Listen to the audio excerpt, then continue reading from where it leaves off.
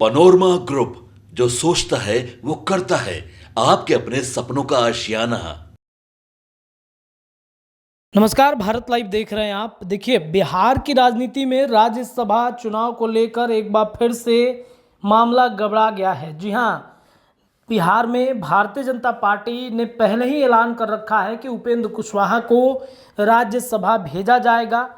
राज्यसभा की सीट को लेकर आपने देखा, पहले उपेंद्र कुशवाहा ने यह दावा किया था कि आज के दिन यानी 20 तारीख को वो राज्यसभा के लिए नॉमिनेशन करेंगे।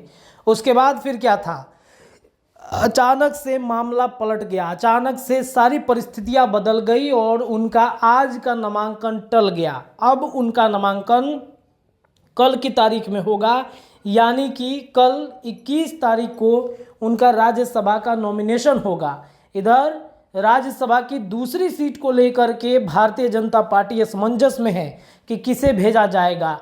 क्या भारतीय जनता पार्टी कुछ बड़ा फैसला करने वाली है? क्या चौंकाने वाली जो परिस्थितियां हैं वो उत्पन्न होंगी?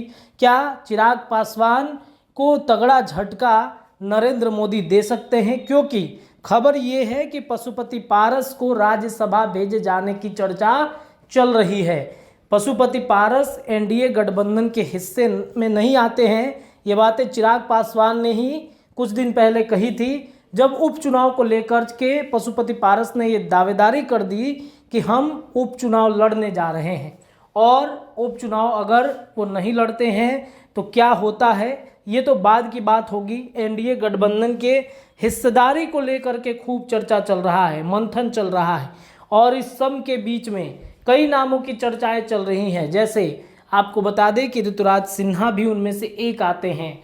भाजपा के महामंत्री हैं, वो बिहार से इकलौते महामंत्री भाजपा के हैं। इसके साथ साथ आपको ये बता दें कि भारतीय जनता पार्टी भी काफ़ी मंथन कर रहा है। दिल्ली में दोनों डिप्टी सीएम को बुलाया गया है। इसके अलावा भारतीय जनता पार्टी के जो प्रदेश अध्यक्ष हैं दिलीप जायसवाल, उनको भी दिल्ली बुलाया गया है और दिल्ली में एक बड़ी बैठक चल रही है। काफ़ी असमंजस की स्थिति पैदा हो गई है भारतीय जनता पार्टी के अंदर कि किसे भेजा जाए। एक को भेजेंगे तो दूसरा नाराज हो जाएगा, दूसरे को भेजते हैं तो तीसरा नाराज होगा। तो ऐसे में कैसे सबको कोऑर्डिनेट करके रखा जाए, इस बात की चर्चाएं चल रही हैं। मंथन का दौर इस वक्त चल रहा है। तो कहीं ना कहीं परिस्थितियां अब बिहार की राजनीति में लगातार बदल रही हैं और ख़ास तौर पे भारतीय जनता पार्टी के अंदर बदल रही हैं। एनडीए गठबंधन के हिस्से में कौन है? क्या चिराग पासवान भी चाहते थे कि राज्यसभा का कोई हमारा व्यक्ति जाए, या फिर मामला कुछ और था? इन तमाम चीज़ों के बीच में आपको बता दें कि चिराग पासवान ने आज एक बड़ी प्रेस वार्ता बुलाई थी।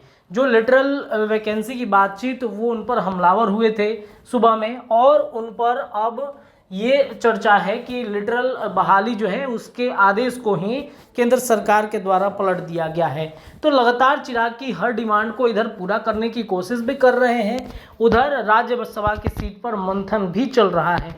अब देखना बड़ा दिलचस्प होगा कि क्या कुछ होता है, लेकिन इतना तो तय मानिए कि पशुपति पारस के नाम को लेकर के खूब चर्चाएं चल रही हैं, क्योंकि पारस को भी बचा कर रखना है। पारस को अगर बचा कर रखा जाएगा तो आने वाले विधानसभा में जो पासवान के कुछ ही वोटर्स उनके पास हैं, वो वोटर भारतीय जनता पार्टी के साथ आ जाएंगे।